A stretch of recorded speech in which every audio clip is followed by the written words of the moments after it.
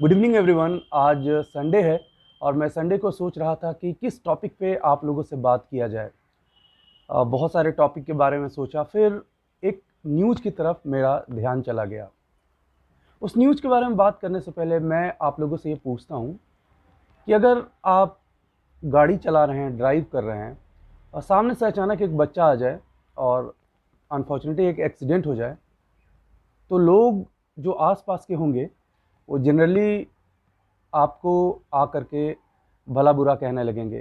कई जगह पर ऐसा होता है, बिना रीज़न जाने उस ड्राइवर को मारा पीटा जाता है।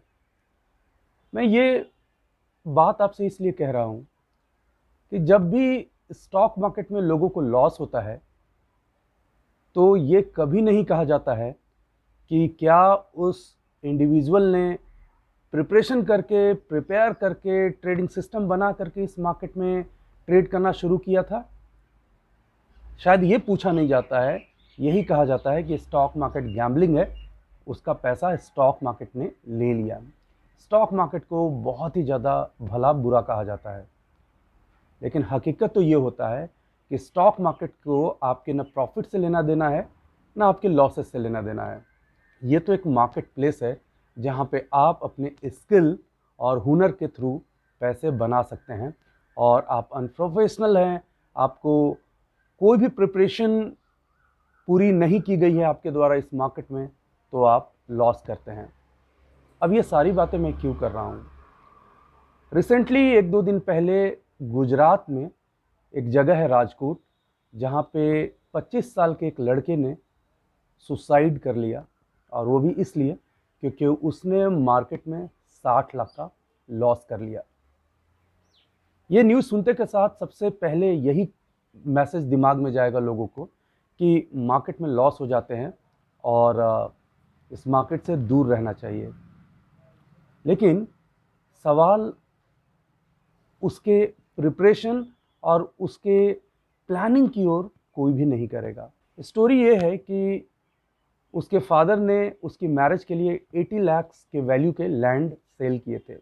ज़मीन बेचने के बाद उसकी शादी होनी थी, और उस 80 लाख में से उस लड़के ने, जिसकी उम्र 25 साल की थी, उसने 60 लाख स्टॉक मार्केट में इन्वेस्ट कर दिए थे अपने फादर के नॉलेज में डाले बगैर। और वो ट्रेड करना शुरू कर दिया, और जाहिर सी बात है कि जब उसके 60 लाख ज़ीरो हुए हैं तो कहीं ना कहीं वो फ्यूचर एंड ऑप्शंस में ट्रेडिंग शुरू कर दिया होगा। जैसे ही रसिया यूक्रेन क्राइसिस के कारण बाज़ार अचानक नीचे चली गई, ऑफ कोर्स वो लिवरेज प्रोडक्ट में ट्रेड कर रहा था। एंड आई एम श्योर, और जो इन्वेस्टिगेशन करने वाले भी ये श्योर होंगे कि उसे पता भी नहीं होगा कि फ्यूचर एंड ऑप्शंस होते क्या हैं, किस तरीके की रिस्क मैनेजमेंट की जाती है और क्या हेजिंग की चीज़ें होती हैं। वो इंटायरली 60 लैक्स लूज कर गया, और उसके बाद उसमें हिम्मत ही नहीं रही होगी कि वो अपने फादर को फेस कर पाए, तो इसलिए उसने सुसाइड कर लिया। ऑफ कोर्स यह सुनकर काफ़ी ख़राब लगता है कि किसी की जान चली गई।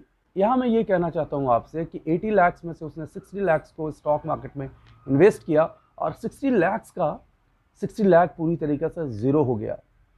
रिस्क मैनेजमेंट क्या था कुछ नहीं पता, और ट्रेडिंग अप्रोच क्या था वो भी कुछ नहीं पता। तो ये जो लॉस हो गए, उसमें सरासर उस इंडिविजुअल की ही गलती थी। मैं आज भी ऐसे बहुत सारे इंडिविजुअल से मिल रहा होता हूँ जो मार्केट में पैसा डालने के लिए तो बहुत बेसब्र होते हैं, बहुत ईगर होते हैं, लेकिन अपने इंटायर कैपिटल का 1 से 2% रुपीज़ वो ट्रेनिंग और लर्निंग में खर्च करने से भी कतराते हैं। क्योंकि इस मार्केट में मैं कई सालों से एज ए प्रोफेशनल एजुकेटर और ट्रेनर के तौर पे हूँ, तो मैं ये काफ़ी करीब से जानता हूँ कि लोग कई लाख रुपए बर्बाद करके फिर ट्रेनिंग की ओर जाते हैं, और ट्रेनर से मिलते हैं लर्निंग करने के लिए ही नहीं, उनकी ये उम्मीद होती है कि ट्रेनर उसके कुछ पैसे रिकवर करवा दे, वो भी काफ़ी जल्द से। ये काफ़ी इरिटेटिंग होती है एज ए एजुकेटर भी कि आप क्या एक्सपेक्टेशन ले करके आ रहे हैं।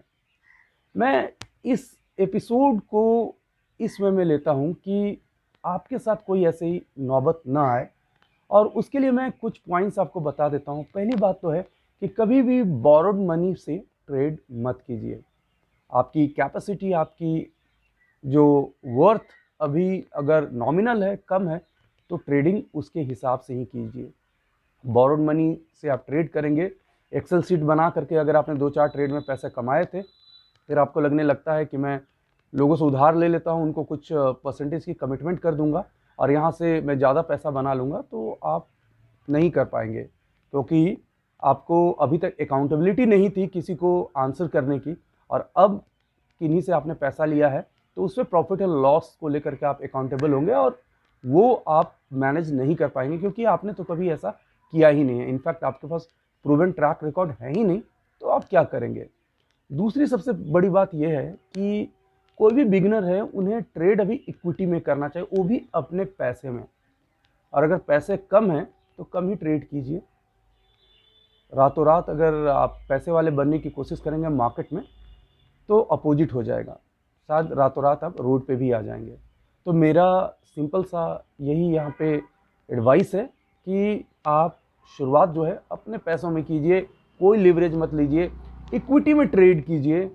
और रही बात फ्यूचर एंड ऑप्शंस की, तो काफ़ी एक्सपर्टीज़ आने के बाद, काफ़ी प्रैक्टिस के बाद आप धीरे धीरे अप्रोच करना शुरू कीजिए, अदरवाइज़ आप मिसअप कर लेंगे। अभी तक यही देखने में आया है।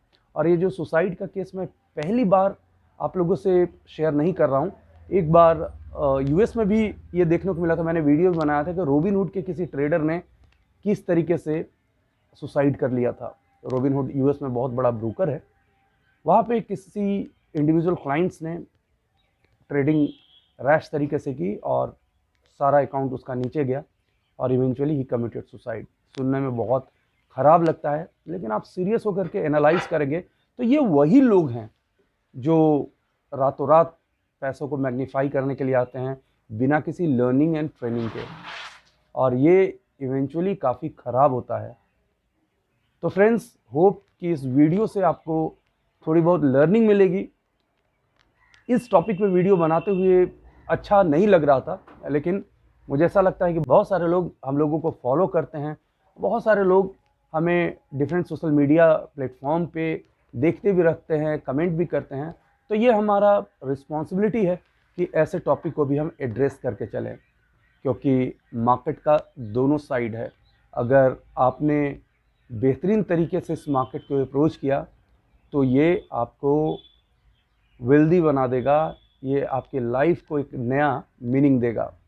और आपने इसको बहुत ही ख़राब तरीके से अप्रोच किया तो ये आपकी ज़िंदगी भी छीन सकता है। Thanks for watching, take care.